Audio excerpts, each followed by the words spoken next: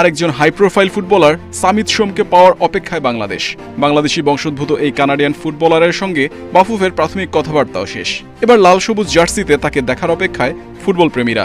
অবশ্য বাংলাদেশের হয়ে খেলতে পাসপোর্ট সহ প্রয়োজনীয় প্রক্রিয়া সম্পন্ন করতে হবে বাংলাদেশি বংশোদ্ভূত এই ফুটবলারকে। সামিত সোমের জন্ম কানাডায় হলেও তার বাবা মা বাংলাদেশি।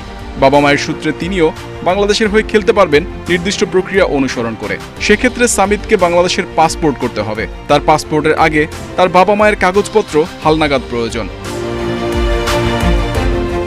সামিতের পাসপোর্ট হওয়ার পর কানাডিয়ান ফুটবল ফেডারেশনের অনুমতিপত্র সংগ্রহ করে ফিফা প্লেয়ার স্ট্যাটাস কমিটির কাছে আবেদন করতে হবে। প্লেয়ার স্ট্যাটাস কমিটির সবুজ সংকেত মিললেই তিনি বাংলাদেশের হয়ে খেলতে পারবেন।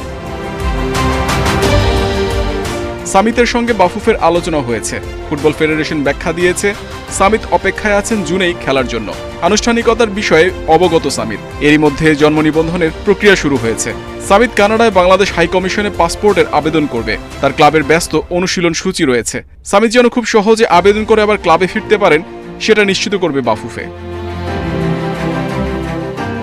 বাংলাদেশের পরবর্তী ম্যাচ 10 জুন। হাতে আছে 2 মাসের কম সময়। এই সময়ের মধ্যে আনুষ্ঠানিকতা সম্পন্ন করে ফিফার অনুমতি পাওয়া খানিকটা চ্যালেঞ্জিং, কারণ ম্যাচের নির্দিষ্ট কয়েকদিন আগে বাফুফেকে খেলোয়াড় নিবন্ধন প্রক্রিয়া শেষ করতে হয় এফসি পোর্টালে। 10 জুন ঢাকায় সামিত সোমকে খেলাতে হলে বাফুফেকে 3 জুনের মধ্যে সকল আনুষ্ঠানিকতা সম্পন্ন করতে হবে। এর মধ্যে প্রথমেই সামিত সোমের বাংলাদেশের পাসপোর্ট থাকতে হবে। তাই পাসপোর্টকেই বেশি গুরুত্ব দিচ্ছেন সামিত। প্রসঙ্গত, কানাডার সিনিয়র দলের হয়ে 3টি ম্যাচ খেলেছেন সামিত সোম। মেজর সকার লিগের পর এখন কানাডিয়ান প্রিমিয়ার লিগ খেলছেন।